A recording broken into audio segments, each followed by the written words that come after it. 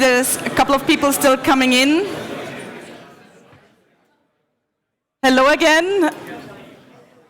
I hope you enjoyed the break and had very good discussions following the great debates that we were able to follow already today. My name is Walburga Hemetsberger. I am the CEO of SolarPower Europe, and I have the great pleasure moderating an excellent panel here today. The topic of the next couple of minutes is supply chains. So we want to deep dive in some of the comments that have been made here already today, this morning.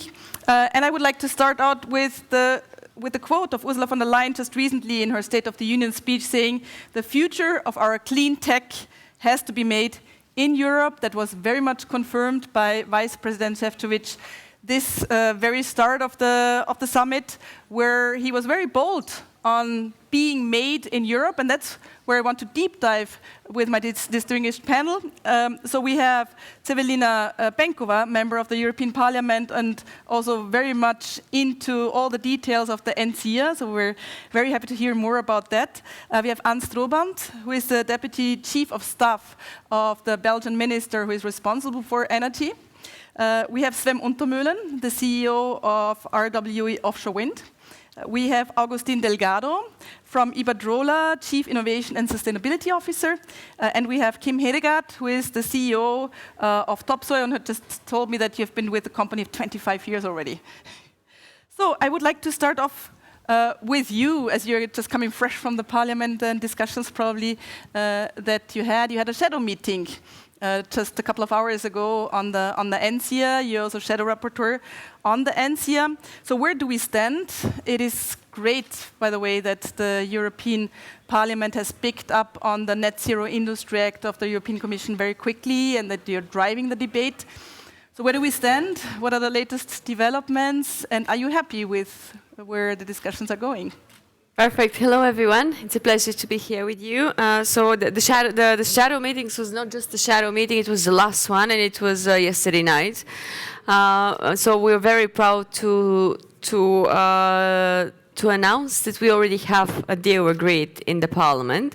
So we're going to be voting on the legislation of the Net Zero Industry Act on the 25th of October. At the committee level, at ITRE, as you all know, since I know that a lot of the stakeholders in the room are following quite closely the file. And we're going to be voting the legislation in the plenary in November, with the expectations of the trialogues to be starting hopefully towards the end of this year or at the beginning of the next one. But our commitment, and the commitment from the Commission and the Council, is that we're going to be in the good position to finish this legislation in the course of this mandate. So, as you've rightfully pointed out, it's been quite a speedy process, but we also acknowledge the need for this to happen quite quickly, to happen now, and to happen for the purposes of the European citizens and European industry.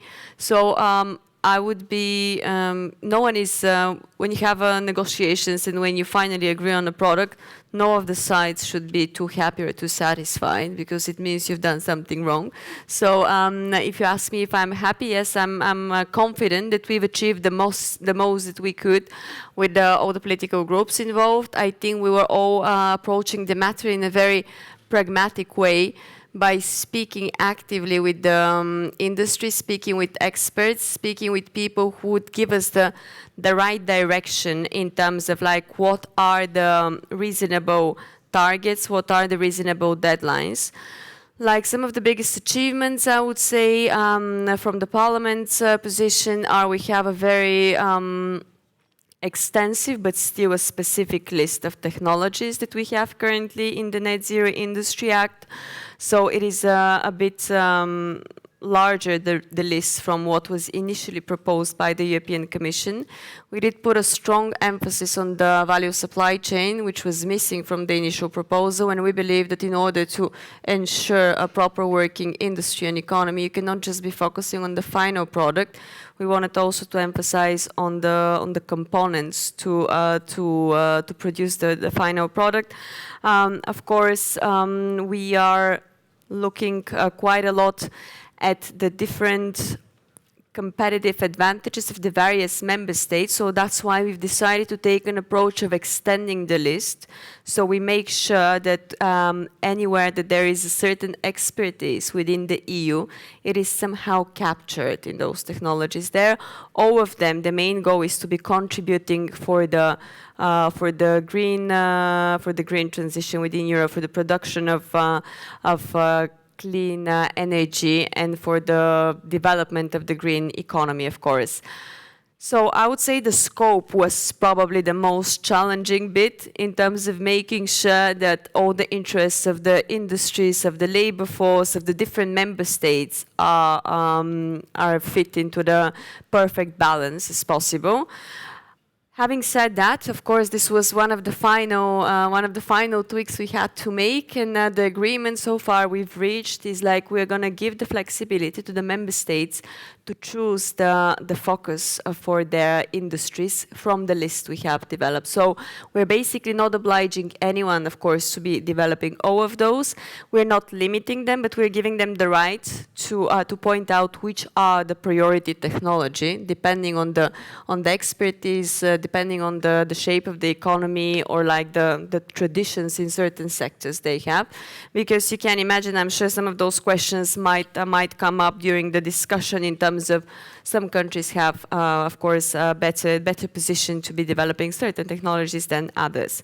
I'm happy to say that we managed to include hydrogen and hydrogen-related technologies in the scope of the Net Zero Industry Act, which I'm sure is a quite a successful approach, and it's good news for everyone here, because at the beginning they were not pretty much included, just for the reasons that there are so many other strategies and legislations that are covering the sector, but we thought it's good to have a comprehensive message, to have a strategic list of technologies, the so-called net zero technology, where hydrogen and all the related technologies with that, they definitely had a good place to be there.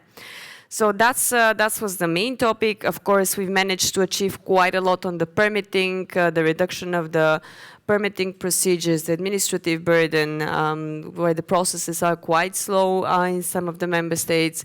We've put a strong emphasis that all the deadlines should be shortened, but this should not be at the expense, of course, of the quality. But in order to boost something to be happening now, we have to be cautious that the administrative power should also be quite proactive, and it should be with the proper expertise to be doing the job at the expected level.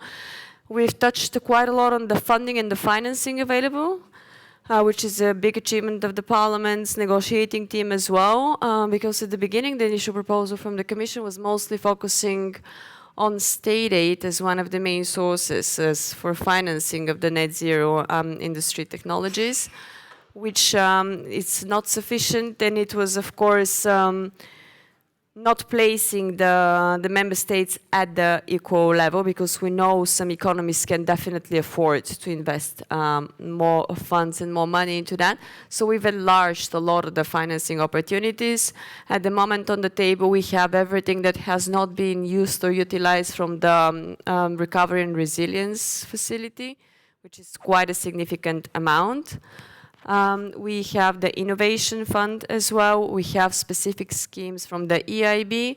We've put a clause which says that there should be incentives provided for private capital to be quite active and involved in funding the development of those technologies in industry. And the more provocative part we have, which I'm not sure how it's going to go in the trialogues, is at least 25% of the ETS revenues to be dedicated to the net zero industry technologies in each one of the member states.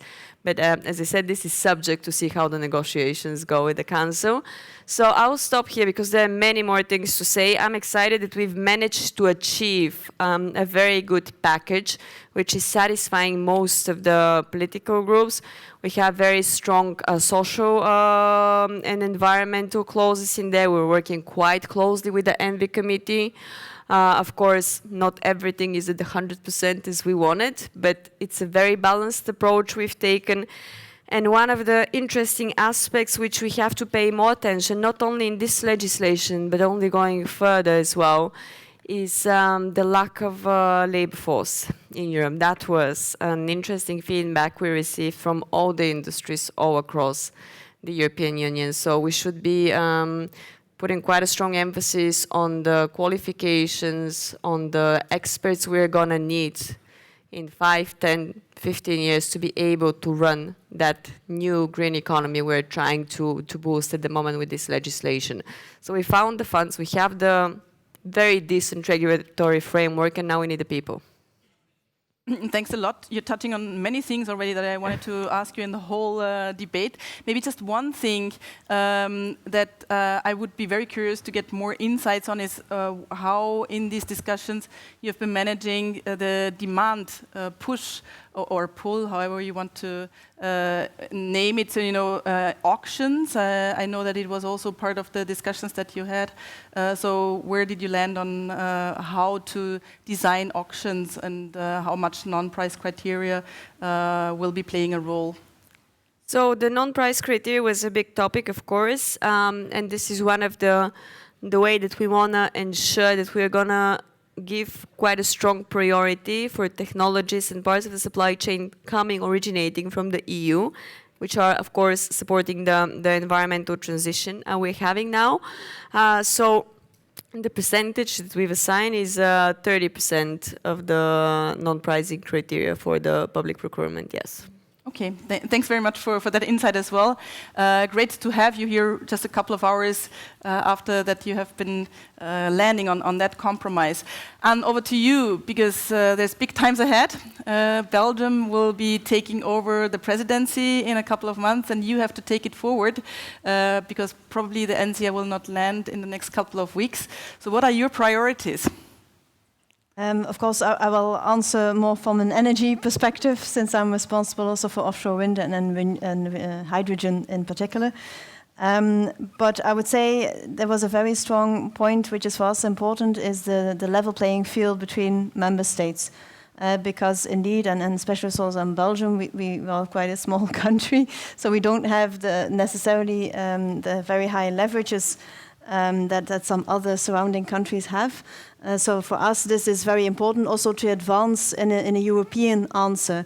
And I would say it's also a bit similar to what we see in offshore wind, for example, because there is, when we see in the Austin Summit, the agreement of 300 gigawatts of offshore wind, we need to have, first of all, the supply chain that will lead us there. But we also will need to have countries investing much more into wind, which is not necessarily being used for themselves. So we need to have a European approach instead of a member state approach, which is not always that easy to reach. But we will need to get there and hopefully also not fight each other for the industry, but make sure that it stays within Europe. I would say, of course, for the supply chain in terms of hydrogen, for which we are here, and then in terms of wind, there might also be other measures that we can look at within the industry side than for offshore wind, for example. We see a question on possible standardization so that there is a certain predictability of the market of turbines, of foundations. Of course, we need to make sure we have this planning of the North Sea in particular, so that the companies also know what will come and so that the supply chain can react to that. And I would also like to stress that currently, of course, for wind, we have been pioneering in Europe, and I think we should be proud of that. Of course, we do see much more that is coming towards China. We see a bit similar evolutions as we've seen with the PV. Hydrogen is still European-based. We are still leading that technology. Of course, we need to make sure we don't make the same mistake. So we also try to invest in test centers for hydrogen, for example, in Belgium, keep the technology here, make sure that we support the R&D activities, technology development, so that we keep this leading position also worldwide, and keep then the industry also in Europe via the R&D activities is one of the possibilities as well. And of course, having the necessary infrastructure, I think, is also very important, that as a legislative body, we have that secured, building the electricity grid, but also hydrogen grid, and making sure that the priorities are set there as well, both on the North Sea as well as across Europe. And also there we will need to build electricity lines not serving the country, but serving other countries within Europe. So again, there, a European approach is absolutely needed. Yeah, I think that's more or less for now. I think this is a very, very important statement that you're making, that we need to have a European approach that goes along with European funding as well. And I'm happy, that you have also been discussing about enlarging funding, and the 25% of the ETS revenue for sure will help on that, because indeed there's some member states with deep pockets and others which don't have these opportunities. So really having a European approach and a European plan is incredibly important. Turning to you, Kim, as an electrolyzer producer, when you hear all these plans that are currently being discussed, is that something where you feel, okay, this is going the right direction, this is ambitious enough, this will help us to make our business case, to scale up and really be that pillar of industry here in Europe? So that's the first question. And then the second question I have that Anne was also raising is that, do we need certain standards that we need to push more in Europe in order to help us, be those leaders that we want to be in the industries, and in this case in the hydrogen industry? Two super good questions. You may have to remind me of the second one when I'm done answering the first one. But but to the first one, luckily, seen from our perspective, seen from Topsoe perspective, the answer is super simple. It's yes. And I think it has been shown here throughout the day, there are all the right incentives being worked on. There is all the right legislation. There's all the right funding.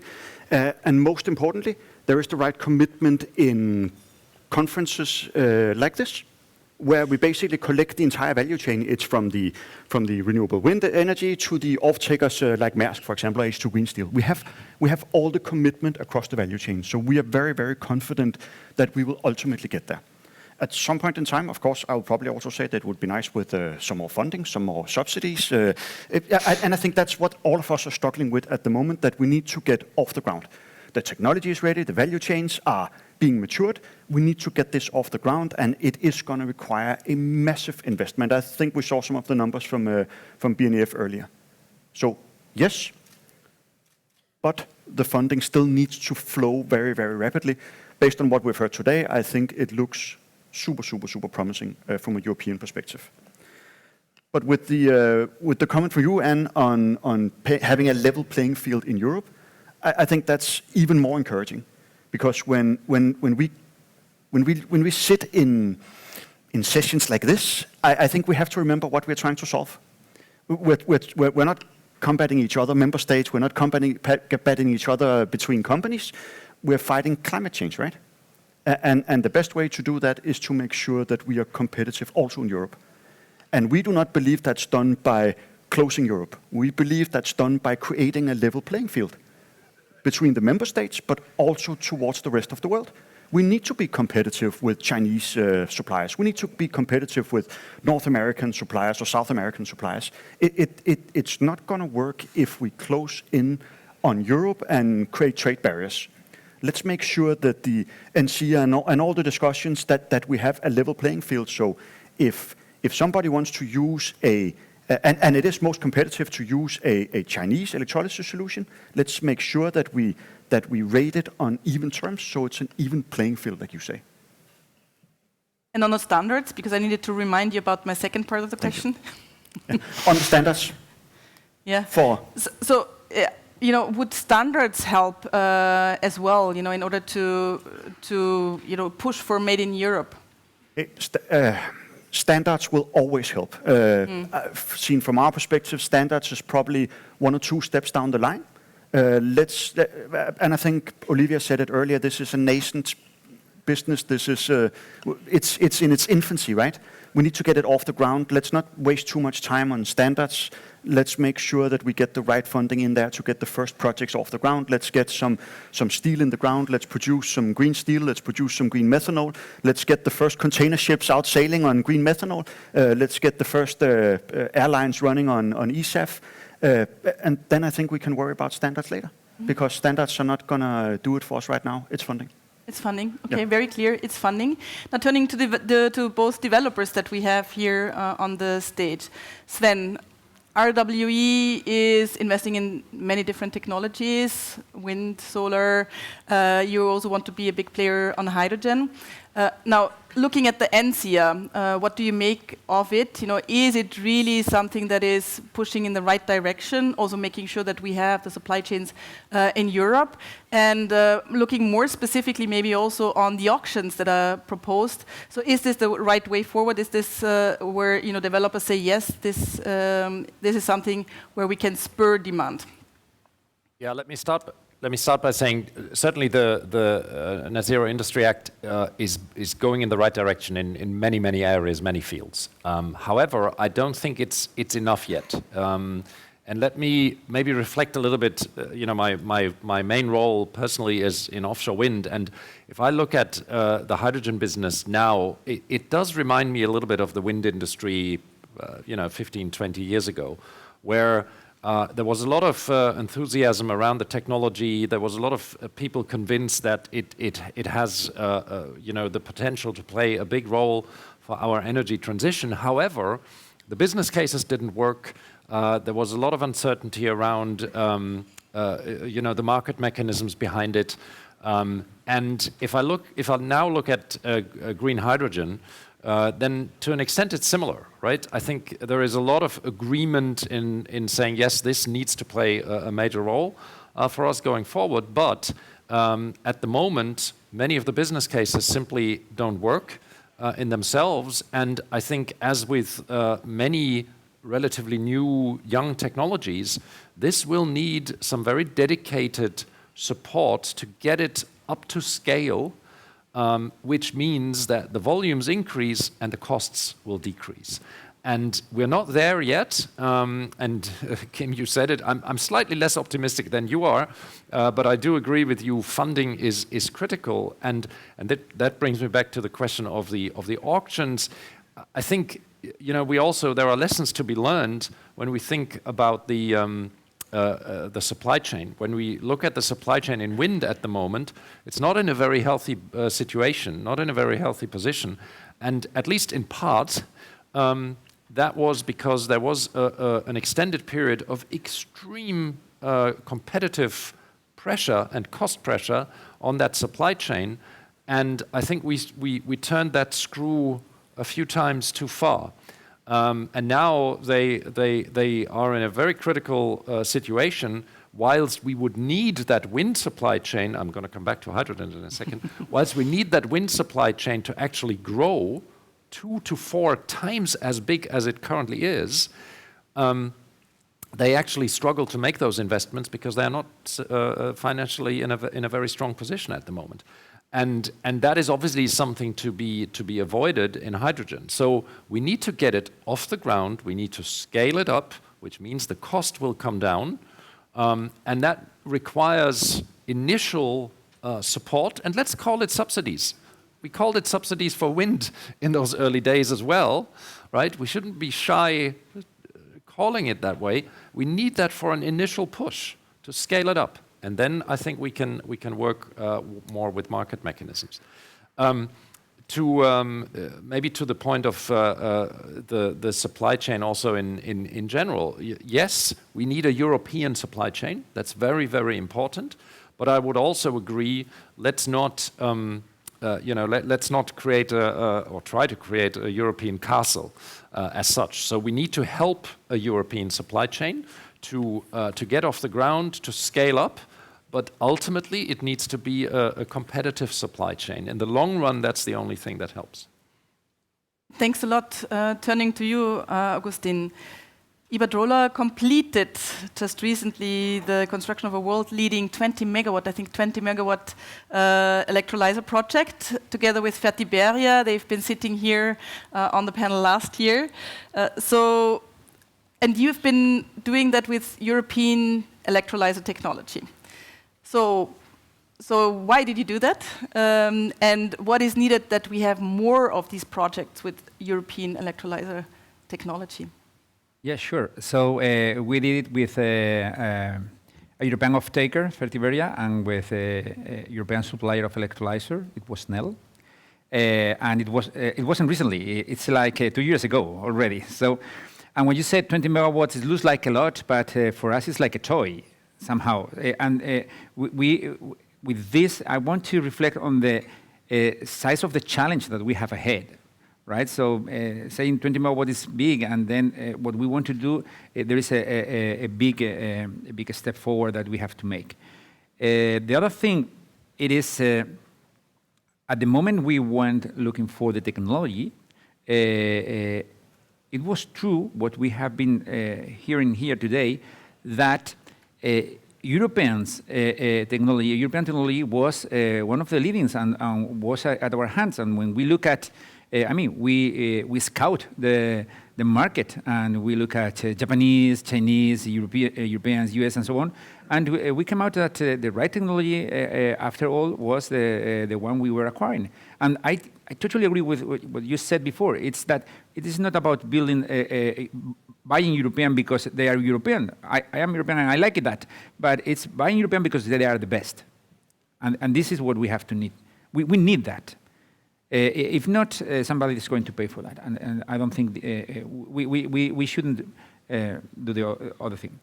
So then for the developing phase, the engineering phase, the construction, engineering, and after working, having somebody that is close to you, that understands your needs in terms, we've been talking in terms of standards, in terms of how you operate in Europe, and so forth. This is important for us, right? It's very important. The other thing I would like to say, it is that when we talk about supply chain, hydrogen supply chain, we, in our mindset, we all think about electrolyzer. And supply chain is much more for hydrogen than electrolyzers.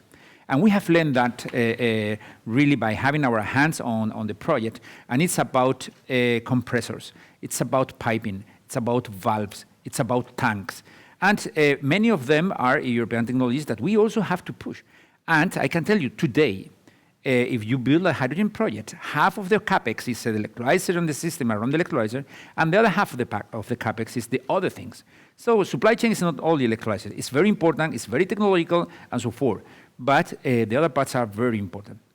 For example, the converters or the transformers and so on. So this is very important. But when we talk about supply chain for hydrogen, it's not only about the electrolyzer, or it's not only about the BOP. It's also about the electricity.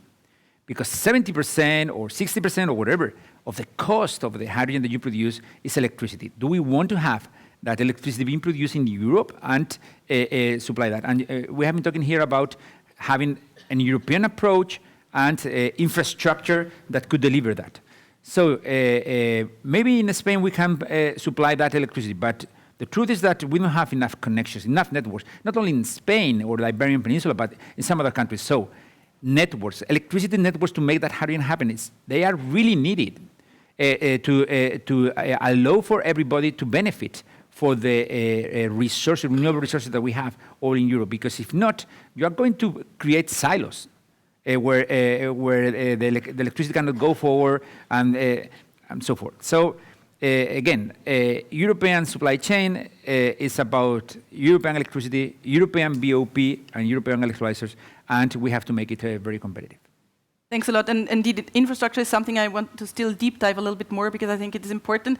But I think it goes down very well that you say, you know, the European projects are just the best ones, so that politicians know that they've done a good thing, including them in the list of technologies to push for. So let me turn a little bit more into the funding part of it. We heard Kim, you saying funding. You know, this is incredibly important. Turning to you again, Anne.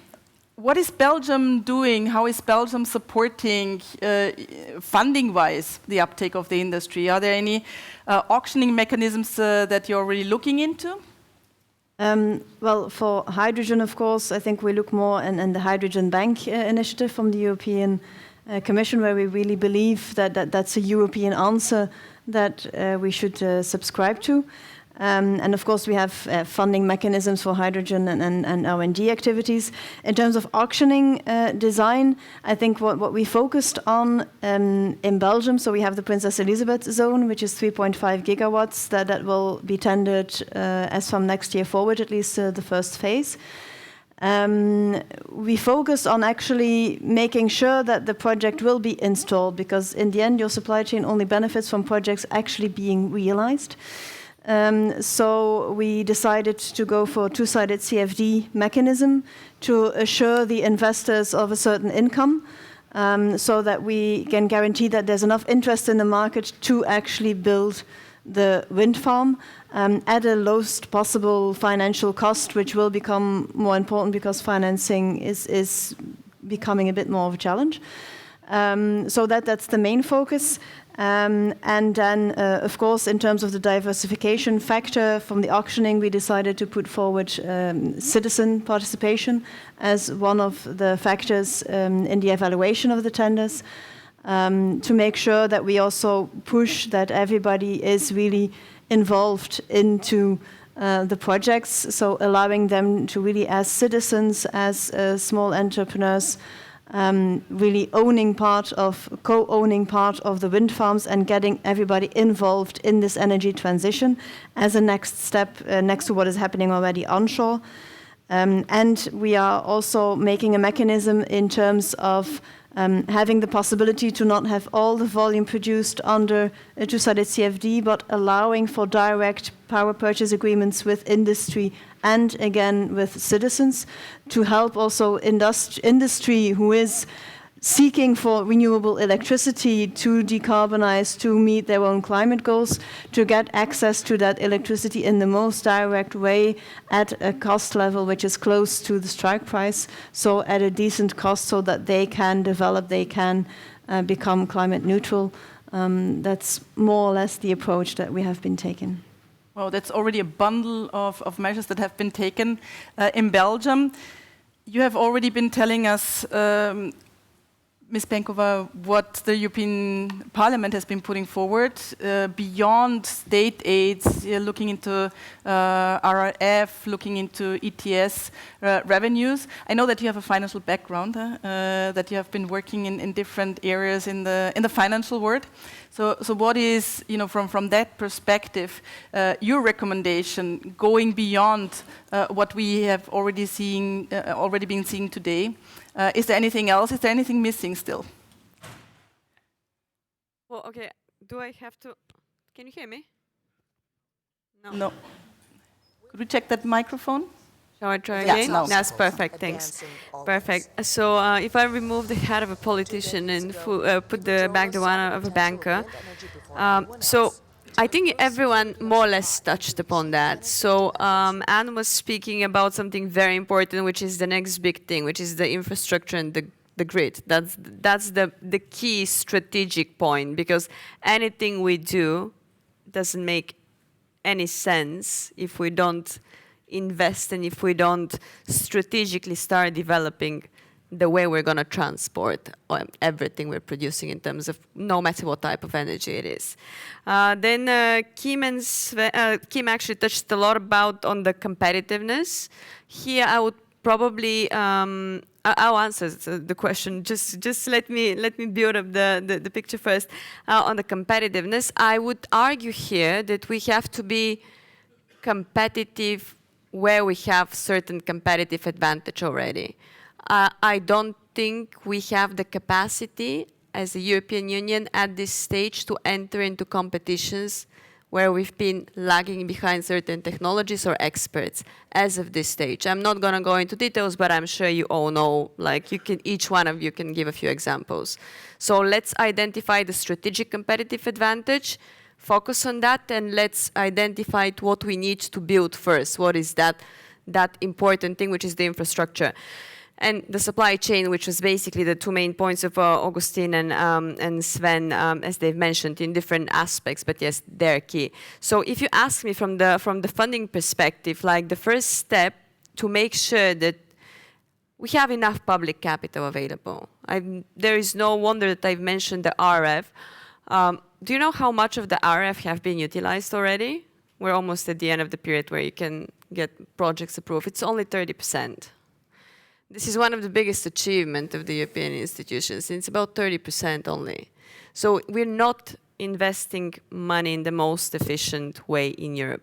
It's not a matter of lack of financial resources. It's a matter of the effective ways of putting them into use. And if we don't manage to do that properly with the public money, we don't give enough strong of a message to the private investors. And as I said at the beginning, you need both to be able to have a long-term stable industry or economy if you're going to start building it. You need both. You need both the public support, but you also need the private players there. So I would say I would urge us to be a bit more strategic and a bit more realistic. Don't enter into competitions we cannot win now. We have a lot of competitive advantage in some innovation and certain technologies in the EU. Let's focus on them first. To build up that infrastructure, to build up that production capacity, to build up the experts. I mean, it's no wonder that I finished my initial introduction with the lack of experts, because we're lacking that. It's not that they're not there, it's just a quite limited number of people at the moment. So what would you propose? Because picking up on the latter one, that is something that we are seeing in many different sectors. What would you propose on the skills side? Well, first we have to identify the key industry where we are going to need experts, and then we have to start educating them. The education system has to be touched upon. Like, I mean, I have some stats here in my notes, which are, I mean, they're a bit crazy, but like in, sorry, I've missed them. But I think, yes, in China we have 6 million engineers that graduate from universities every year. 6 million per year. I don't have the number for Europe, but it's not going to be in the thousands. I mean, this is just applied sciences, engineering, any science, actually. We are lacking the experts at the moment. So, yes, Europe has always been the heart of innovation. But, I mean, this is a tradition, which is not something given for the future.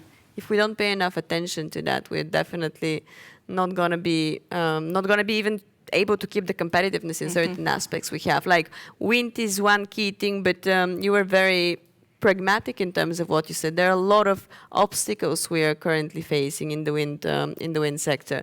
Energy efficiency technology is another one. Nuclear energy technology is another one. But those are things we manage to develop, and if we don't identify them properly and keep on building them. Hydrogen now, we're also in a big fight. We still have the potential, but we have to push it a bit further. Sven, you wanted to react on that? Yeah, just on the skills and people side. I mean, I entirely agree. I mean, this is going to be critical. This is crucial, because if we want to grow certain sectors, grow the supply chain, then that is only possible with skilled people. However, as you said yourself, it's a numbers game. And I don't think we can solve it by just saying, oh, let's just educate the people in the right things. We need more individuals. We need more people. The European population is shrinking. What we have to do is we have to attract people from outside of Europe. Otherwise, the numbers don't work. It's not possible. So, yes, we need to educate, but we have a lot of companies that have the skills, right, that they can transfer to new people, but they don't find the people. So we need to attract people into Europe and then train them with the expertise that we have. We have competent companies, certainly in the area of wind energy. We need to attract people and train them up.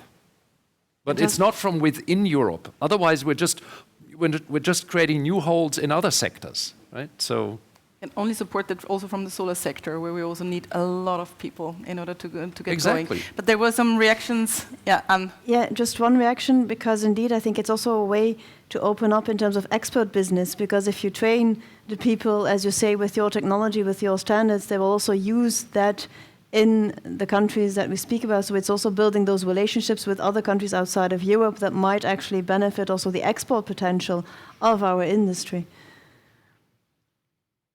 you wanted to react as well. I saw a hand. Definitely, because it's interesting that the session is on value chain, right? And the part of the value chain that we start discussing is actually the very first part of the value chain, which is the knowledge, the brain power, and the hands. Because I think that's also another important point that you mentioned earlier, that a lot of the learnings that we get in the initial phase will give us a very, very, very long head start in relation to some of our competitors.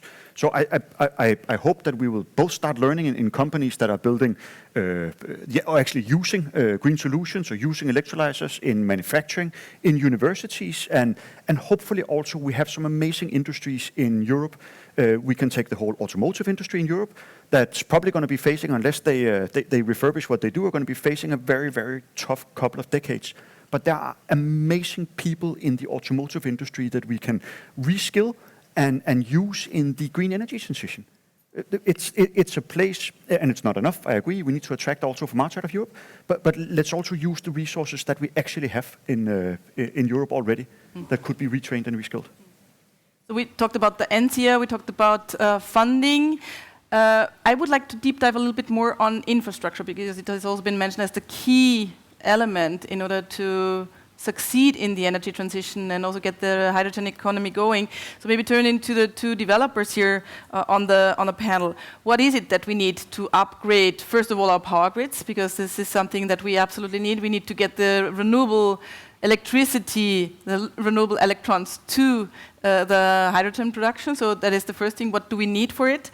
And then is it worthwhile also rethinking our European energy security strategy, and define some critical infrastructure in this regard as well. Maybe first to you, Sven, and then to you. Yeah. Well, look, unfortunately, it's all of the above, right? We need the grids, and we rather need them tomorrow than after tomorrow. But we also need the plants, i.e. wind farms and PV installations, to actually produce the green power.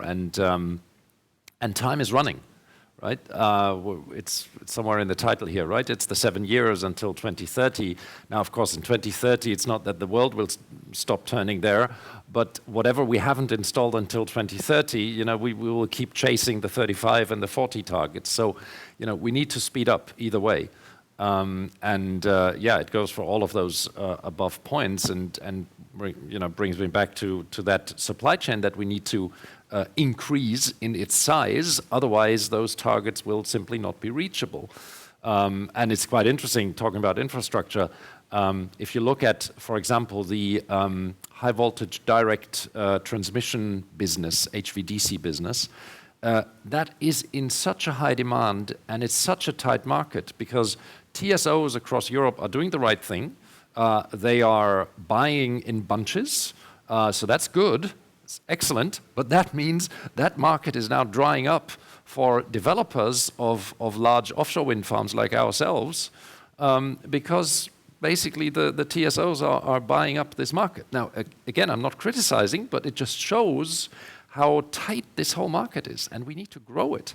So that's really critical.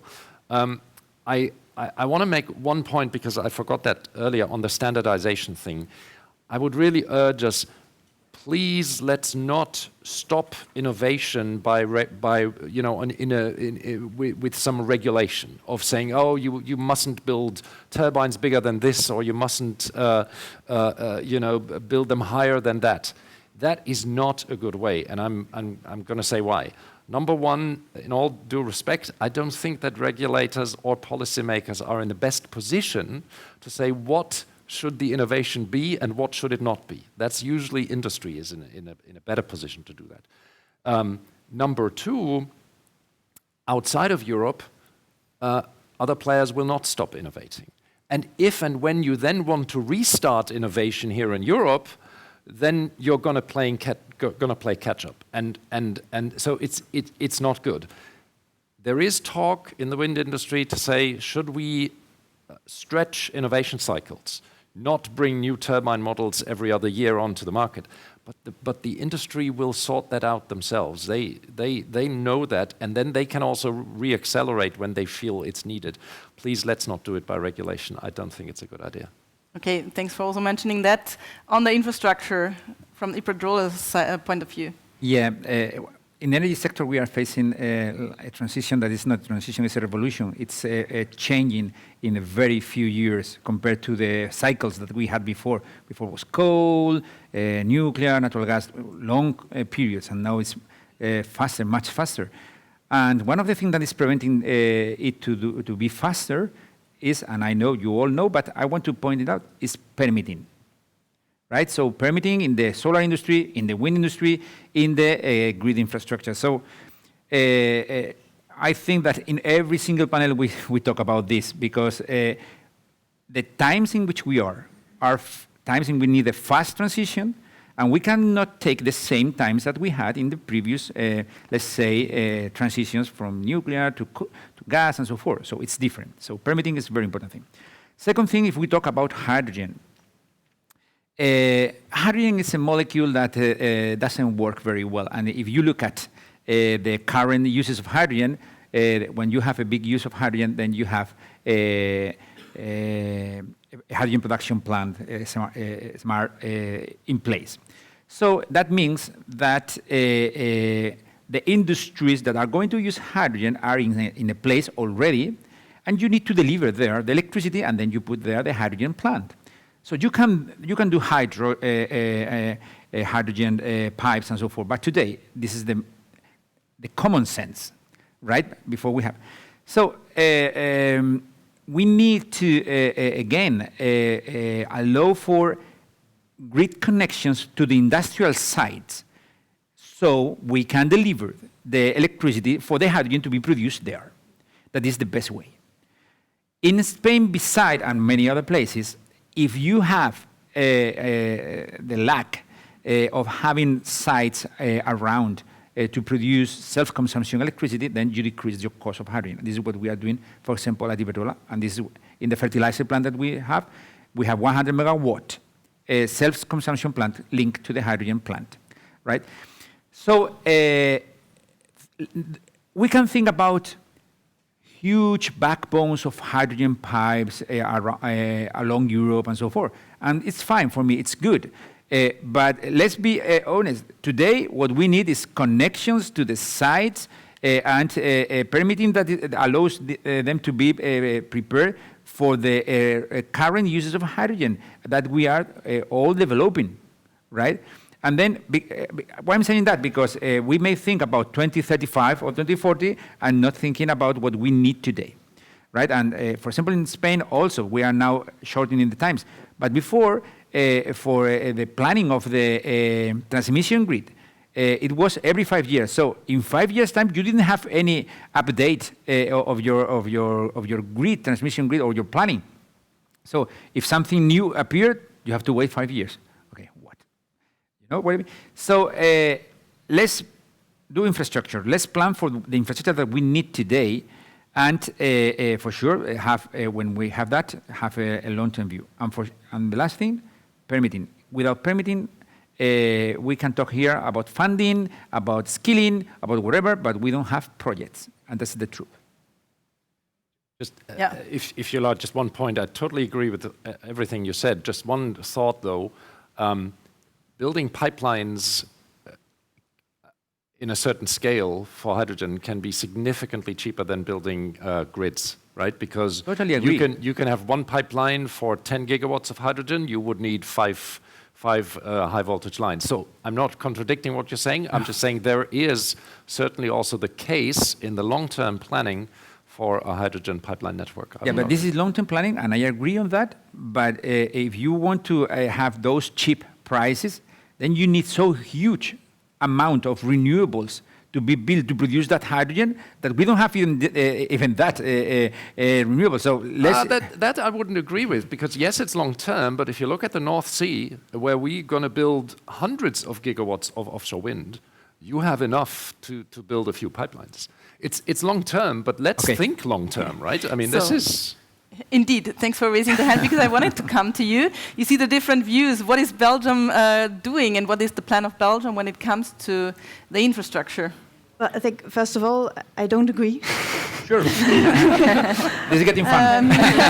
Because, yes, I agree, we need to build electrical infrastructure, but for the electrification of the industry and for where we need electricity, not necessarily for building the hydrogen at the locations. Specifically, when I look at Belgium, we don't have enough renewable capacity to cover that. And indeed, if you look at the large potential of offshore, it is imaginable that either hydrogen will be produced there or coastal lines, and that hydrogen lines will pass. Will it be in? It will not be instead of. It cannot be instead of the electricity lines, but it will be part of the equation.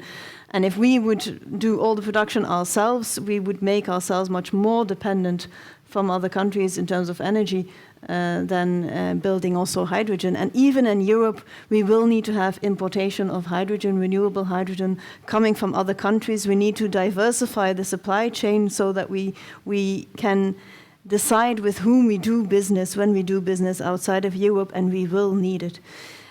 It's also one of the reasons, and of course, when we look at the current hydrogen market, we have in Belgium 600 kilometers of pipeline, privately owned. We have a lot of hydrogen use in the port of Antwerp, so it's not a new market per se.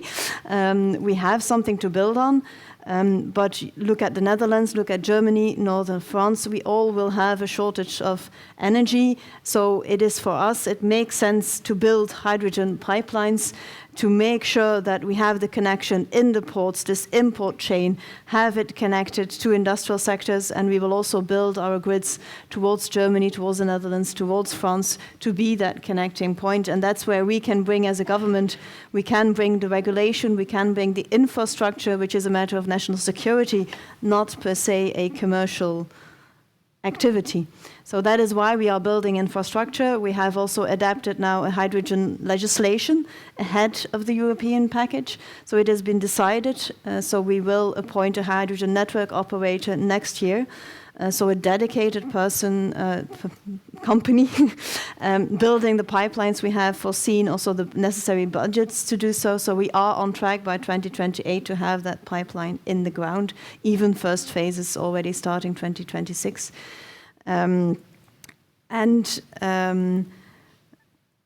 Just see if I forget that. Yes, of course, focusing also on those sectors who need hydrogen first, because hydrogen is a scarce, valuable product. So let's avoid wasting it only in burning it where we can use electricity, but really focus on having your steel, your chemical plants, your base industry, keep that here and focus hydrogen into those sectors. I see a lot of people nodding, so I think this was also a point that needed to be made by here at the panel.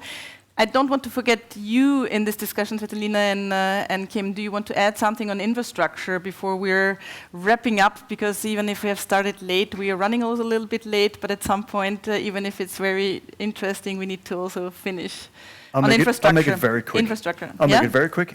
For when we look at it, it's not either or. We'll need a power grid, we'll need a hydrogen grid, but remember, hydrogen is just one of the X's when we talk PTX, right? We also need to be able to distribute methanol and ammonia and eSAF. We need to think broader, and all the infrastructure that we can build, we need to build. Let's not start an unnecessary competition on infrastructure. The more, the merrier. The more infrastructure, the merrier. Okay. What do politicians think about that?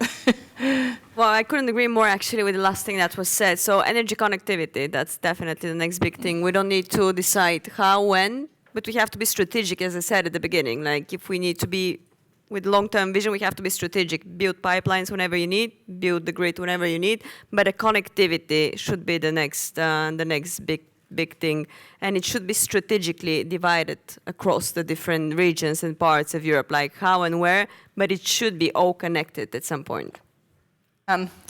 Yeah, just one comment, because also the regulation aspect and the market is playing a big role, because building an electricity grid offshore, we are now building the first hybrid interconnectors, which is challenging to build a business case. If we look at the connection, the Triton connection between the Belgian island and the Danish island platform, I leave that in the middle.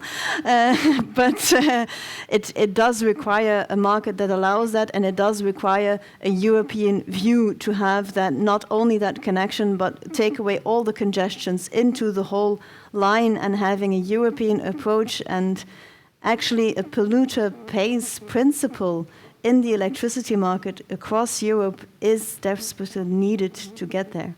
Everybody needs to take his responsibility. Okay. We're coming to an end, but I want to wrap up with one last question to you, to the industry representatives here on the panel.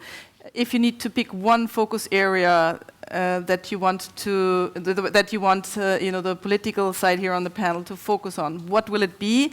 And to the policymakers, what do you need from industry to help you in what you are doing and what you want to achieve? So I would just go one by one. Can I start with you, Tsvetelina? What do you need from industry? Well, identify and rank the supply chain by priorities and availability. Yeah. Sven? It's growing the supply chain in wind energy, and actually allowing a supply chain to really come up in the first place in hydrogen. Agree. Support us in building a resilient supply chain, so we don't, in Europe, so we do not repeat the PV mistakes that we made. For me, it will be two things. One on hydrogen, which is just buy hydrogen. We will make sure the infrastructure is there, but you in the end need to find your business cases and the business relations. And secondly, in the supply chain, it's not only responsibility of governments. Companies can buy EU suppliers as well. Companies can have sustainability guarantees as well. So don't look only at a government, but look in a combined effort. Yeah, for me, we as developers, we can deliver competitive year after year, but to do that, at the very beginning of the first years, we need the support of the demand. Somebody who pays the premium that we are going to have at the very beginning compared to the alternative, as we did in the renewable industry, in the solar and wind. If not, it's impossible. So we need a strong support for supply chains, whether that is on hydrogen, on wind, or on solar, if I can add that as well. We need a European approach. This is what I'm taking. We need the funding. We need to really scale up very quickly. We need to make sure that public and the private sector have the right framework to invest. And what I also want to take away from the discussion is that European is not a castle. So we should make sure that we are investing into a competitive industry, and that European producers, European technology is the best. Sure. Thanks very much for this very interesting discussion. And I hand over to you again.